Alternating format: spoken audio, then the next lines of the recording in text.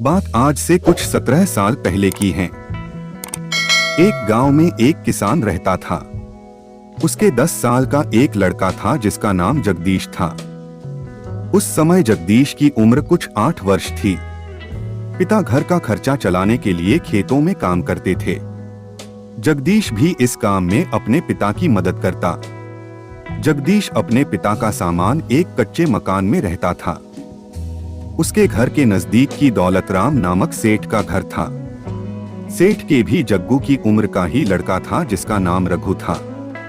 रघु बड़ा ही घमंडी किस्म का लड़का था। उसे लगता था कि उसके पिता बहुत अमीर है, इसलिए वह जगदीश को देखकर हंसता और उसे चिढ़ाता था।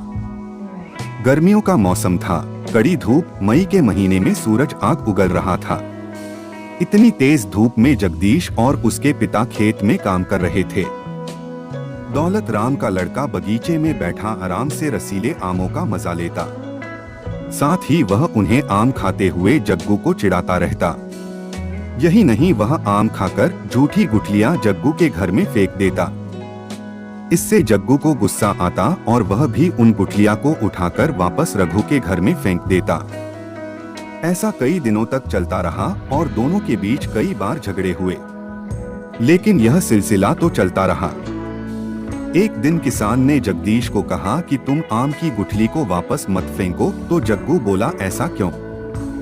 गरीब किसान को एक आइडिया आया कि वे इन गुठलियों को अपने खेत में उठाएंगे। जब रघु आम की झूठी गुठलियों को उठाता तो वह ले जाकर इन गुठलियों को अपने खेत में उगा देता। रघु अब भी आम की गुठलियों को जग्गू के घर पर फेंकता था। तब जग्गू उन्हें वापस फेंकने की बजाय उनको खेत में उगा देता। उसने कई गुठलियों को अपने खेत में गाड़ दिया। अब बस उसे पेड़ों को बड़ा होने का इंतजार था। मौसम बदल गया और बारिश का मौसम आया। ऐसे ही कई मौसम बदलते गए और 17 साल बाद यानी आज जग्गू आम का बहुत बड़ा व्यापारी बन गया है। 17 साल पहले उसके उगाई गई आम के पेड़ अब बहुत बड़े हो गए हैं। उन पर मीठे मीठे आम आने लग गए। जग्गू उन्हें बाजार में बेचकर अपने व्यापार को बड़ा कर रहा है। जग्गू के बचपन की मेहनत सफल हो गई। वहीं दूसरी तरफ सेठ और उसका घमंडी लड़का रघु ईर्ष्या की आग में जल रहे हैं।